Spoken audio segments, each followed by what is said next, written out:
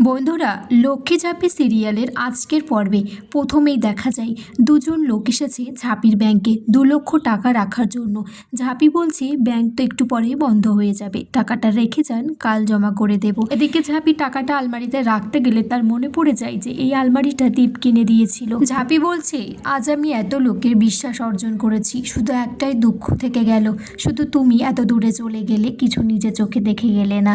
বন্ধুরা, এরপর দেখা যায় সেই লোক দুটো ব্যাংক থেকে বেরিয়ে রনিতকে ফোন করেছে, বলছে দাদা কাজ হয়ে গেছে, কিন্তু আমাদের টাকাটা ঠিক টাইমে ফেরত দেওয়া চাই। রনিত তখন বলছে ঝাঁপি এবার কোনোভাবে পার পাবে না, কারণ দীপ বিদেশ চলে যাচ্ছে, ও একা হয়ে যাবে, ওকে সাপোর্ট করার মতো কেউ থাকবে না, তখনই আমাদের আসল। এদিকে ঝাঁপি মনমরা হয়ে ঘরে বসে আছে, তখন সে স্বপ্নে ভাবছে দীপ তার কাছে এসেছে আর বলছে ঝাঁপি আমি লন্ডন ফিরে যাব না, আমি এই বাড়িতেই থাকবো, তুই তো চেয়েছিলি আমার সাথে সংসার করতে, আমি রাজি আছি সেটাই। তারপর দেখা যায় ঝাঁপি ঘুমিয়ে থাকলে তার আচমকা ঘুমটা ভেঙে যায়, উঠে দেখে দীপ বসে আছে।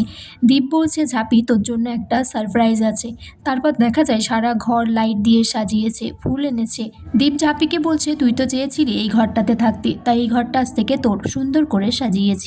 ঝাঁপি তারপর খুব কান্নাকাটি করে দীপকে জড়িয়ে ধরে বলছে আমি তো চেয়েছিলাম স্বামী হিসেবে তোমার সাথে সংসার করতে, কিন্তু তুমি লন্ডন চলে যাচ্ছ, তুমি একবার চলে গেলে আর ফিরে আসবে না আমি জানি। ঝাঁপি দীপকে বলছে তুমি চলে গেলে আমার কি হবে। দীপ তখন বলছে কি হবে, এই লড়াইটা তো শুধুমাত্র তোর একার ছিল, তাছাড়া রনিতের চক্রান্তর জন্যই আমাদের বিয়েটা হয়েছিল, কোনো মা ছাড়া লক্ষ্মীর জন্য হয়নি। এই মৃত দাম্পত্য জীবন থেকে তুই বেরিয়ে আয় ঝাঁপি। এদিকে দীপ বাড়ি থেকে বেরিয়েছে রেডি হয়ে, সে লন্ডন যাবে বলে।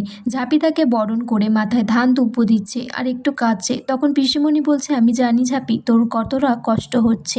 ঝাঁপি তখন দীপকে বলছে তুমি খুব সাবধানে থেকো ওখানে, তোমার ভালোটাই আমাদের ভালো। তারপর দীপ বাড়ি থেকে চলে যায়, তখন দীপের মা খুব কান্নাকাটি করছে।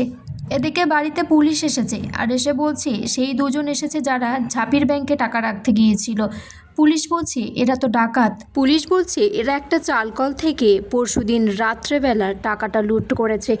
আপনি আপনার এই লক্ষ্মী ঝাঁপি ফিন্যান্সের সাথে কালোবাজারি করছেন ডাকাতদের সাথে হাত মিলিয়ে, এই জন্য আপনাকে গ্রেপ্তার করা হলো। আগামী পর্বে বন্ধুরা দেখা যায় ঝাঁপিকে লকআপে পুরেছে, তখন সেখানে রনিত এসেছে, বলছে আমি একটা ভালো লয়ারের সাথে কথা বলেছি, তোকে এখান থেকে বার করে নিয়ে যাব, তারপর তুই দীপকে ভুলে যাবি। ঝাঁপি বলছে আমি এই লকআপের মধ্যে পচে মরবো, কিন্তু আমি কখনো তোর সাথে যাব না, তোর সাহায্য নেব না। তখন দীপ এসে বলছে আমি লন্ডনে যাইনি, আমি তোকে কোনো রকম বিপদে পড়তে দেব না ঝাঁপ।